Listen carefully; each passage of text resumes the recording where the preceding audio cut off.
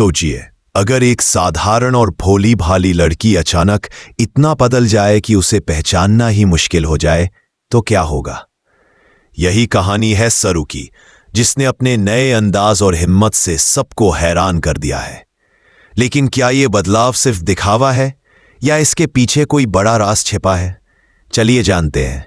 सरू की जिंदगी में इस बार कुछ बड़ा होने वाला था। वह साफ कह चुकी थी, मैं इस बार कुछ गलत नहीं होने दूंगी। मेरे बच्चे के लिए जो सही है वही होगा। इस दृढ़ निश्चय के साथ उसने अपने कदम आगे बढ़ाए।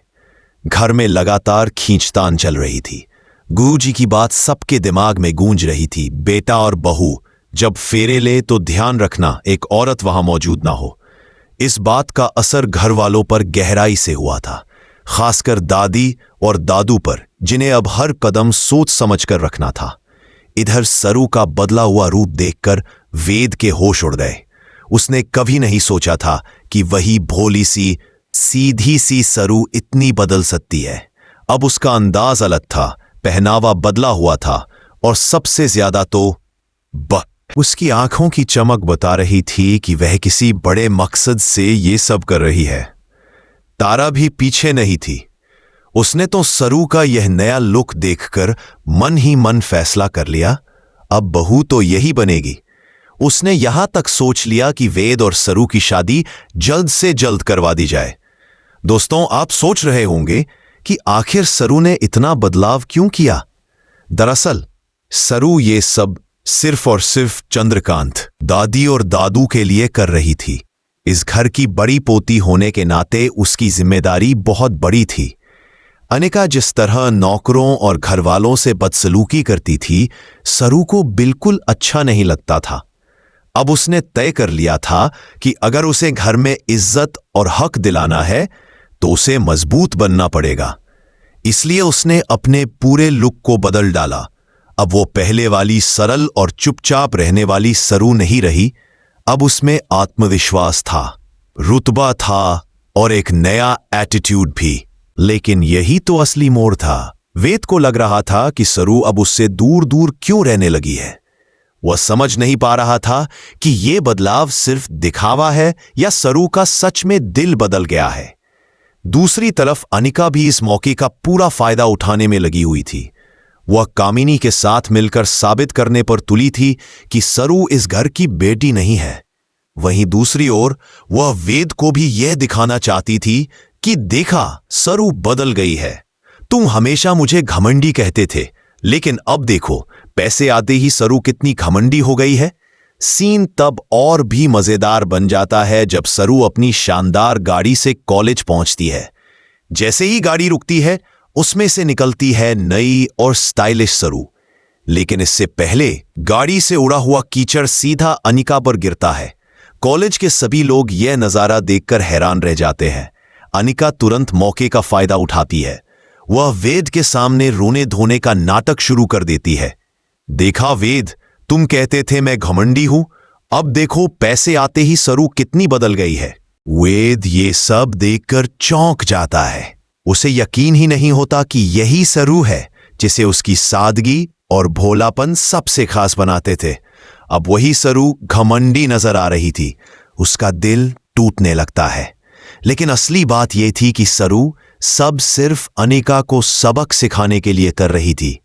वह जानती थी कि अगर उसने ये खेल नहीं खेला तो अनिका उसे हमेशा कमजोर समझेगी और हर मौके पर उसे नीचा दिखाएगी। दोस्तों, सच तो यही है कि सरू असल में सरोजा की बेटी और इस घर की बड़ी पोती है। ये बात दादू भी जानते हैं, लेकिन कामिनी बार बार कोशिश करती रहती है कि सरू की सच्चाई झूठ साबित कर सके। इधर तारा ने सरू का ये बदला हुआ रूप देखकर मन ही मन ठान लिया, यही मेरी बहू बनेगी। उसने निश्चय कर लिया कि वेद और सरू की शादी करवा दी जाएगी। दोस्तों, आपको क्या लगता है, क्या सरू का ये नया अंदाज अनिका को सबक सिखाने में कामयाब होगा? और क्या वेद फिर से सरू की सच्चाई समझ पाएगा? हमें जरूर कमेंट में बताएं। सरू का बदला हुआ अंदाज घर में जितना चर्चा का विषय बना, उतना ही लोगों के दिलों में शक भी पैदा करने लगा। सबसे ज्यादा बेचैनी वेद को हो रही थी। उसका दिल बार बार कह रहा था कि ये वही सरू नहीं हो सकती जिसे उसने हमेशा मासूम और सच्चा देखा है, मगर आंखों के सामने जो दिख रहा था वह उसकी उम्मीदों को तोड़ रहा था। अनिका बार बार मौके ढूंढकर वेद के सामने यही साबित करने की कोशिश कर रही थी कि सरू अब पहले जैसी नहीं रही। वह ताने मारते हुए कहती, देखा वेद, जब इंसान के पास पैसा और रुतबा आ जाता है ना, तो उसका असली रंग सामने आता है। सरू अब वो लड़की नहीं रही जिसे तुम पसंद करते थे। वो भी घमंडी बन गई है, बिल्कुल मेरी तरह। वेद चुपचाप सुनता रहता, लेकिन अंदर से वह बेचैन था।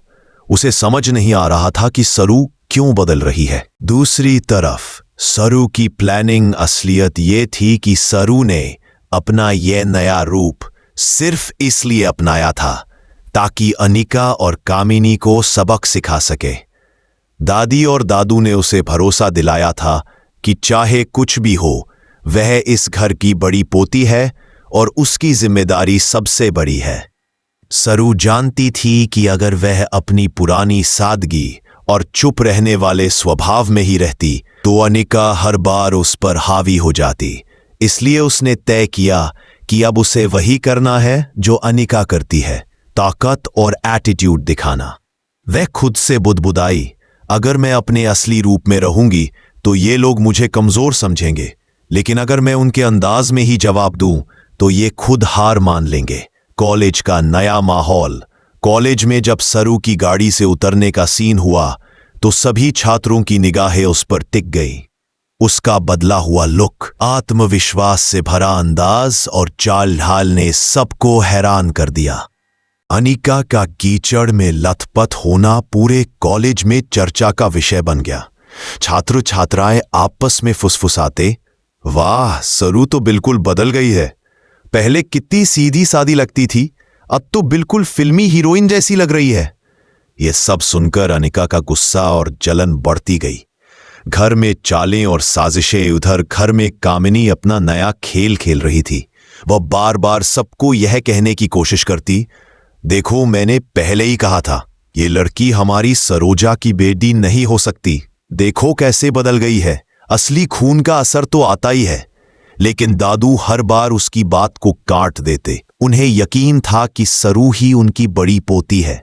दादी ने भी साफ कह दिया, कामिनी, चाहे तुम कितनी भी कोशिश कर लो, लेकिन सच को झुठलाया नहीं जा सकता। सरू ही हमारी सरोजा की बेटी है और यही हमारी बड़ी पोती है। कामिनी ने भी सिर झुका लिया, लेकिन तारा ने सख्ती से कह दिया, गलतियां हर कोई करता है, लेकिन इतनी गंदी साजिश करके तुमने परिवार की इज्जत दांव पर लगाई है।